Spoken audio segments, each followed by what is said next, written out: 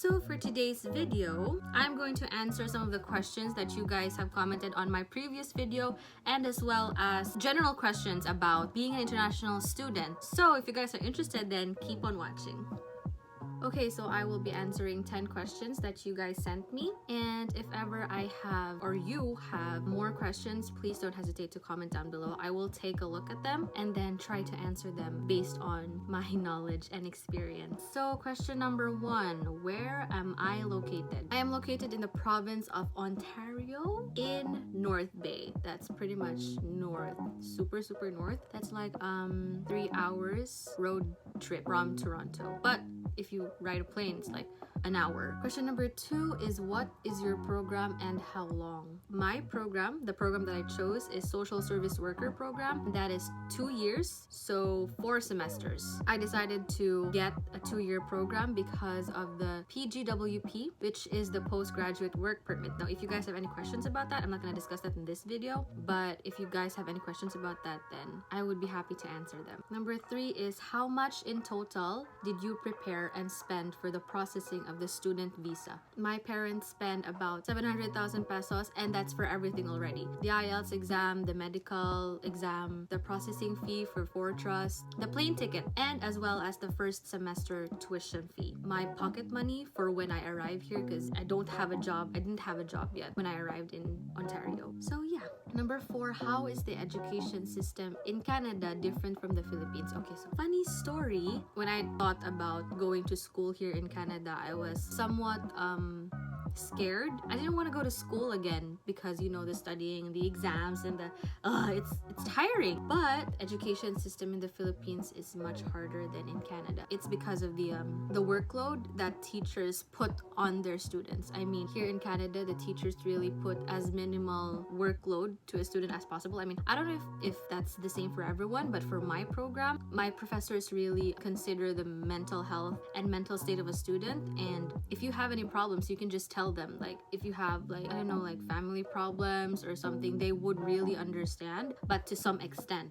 So that's why I think that being a student here in Canada is easier. I mean, I don't know if it's the same for everyone, but that's just my experience, considering that in the Philippines, I have been studying a medical course, and it was really hard and really hectic. And then when I studied here to become a social service worker, it's still difficult, but it's manageable, you know, because I probably could say that because I came from a medical field in the Philippines, and when I came here, it's still a medical field, but not really, it's a social service wellness field, not really like, you know, the medical field that I came from in the Philippines. Okay, so I hope you guys understand that, but bottom line, for me, being a student here is pretty much easy. That's just for me. So I hope you guys understand my explanation. I don't know if you guys understand, but yeah, that's the bottom line. So number 5 is it okay to work when you only have a student visa? Yes, it's okay to work. I have a job right now, but if you are a full-time student, you only get to work 20 hours per week, which is pretty good for me. But in the summer vacations, the holidays, you can get up to 40 hours a week,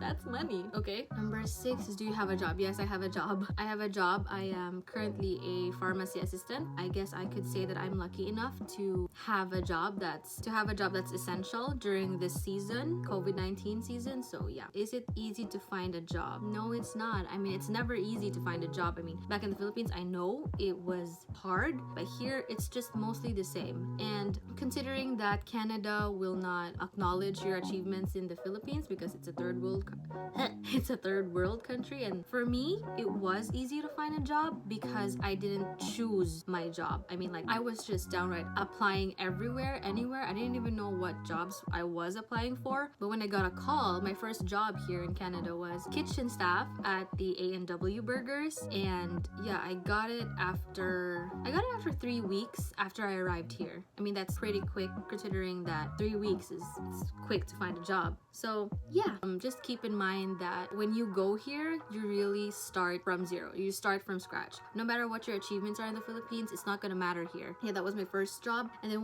when I got into when I got accepted as a pharmacy assistant, and then I quit my A&W job because I really didn't feel it was like a perfect fit for me. So number 8 is how much did you spend for the show money? Okay, so the show money is a different thing that I'm supposed to talk about, but it's literally in the word show money. You show the money you have To prove that you have the finances to live in Canada for 1 year. So for the Fortress Education, they require the show money to amount to 1.1 million pesos. So my parents didn't have that kind of money, but fortunately I had relatives who were willing to pitch in just to have my show money show the amount up to 1.1 million. So I had like the help of my relatives, and I'm very thankful for them, because without them and my parents, I would not be here like at all. So the show money talk, we'll discuss it for another video. So number 9, how much was your overall score in the IELTS exam? I got it's a low score. I got an overall 7 in the IELTS exam, but that was really all I needed, because Canadore College offered a scholarship of a discount of $2,500 if your IELTS exam was a 7 or above. So that's what I really needed. Then I got the discount. So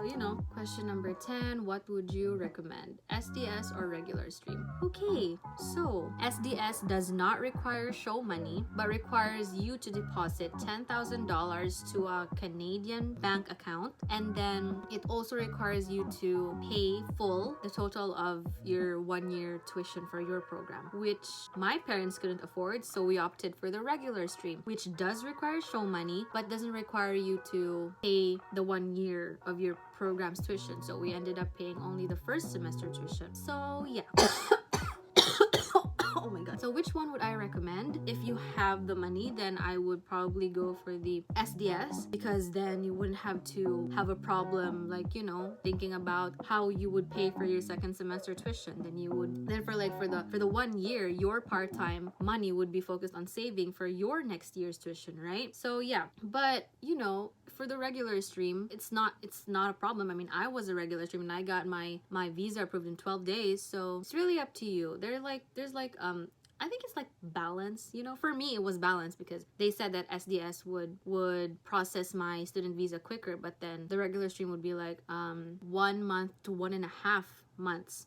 But then it ended up like my visa got approved after 12 days. So I was like, oh, it's fine. I wasn't really worried. So that ends my question and answer video for today. I hope that you guys learned something from me today. And if you guys still have more questions, please do not hesitate to comment down below or ask me on my social media profiles. I will link them down below on the description box. So thank you so much for watching, and see you on my next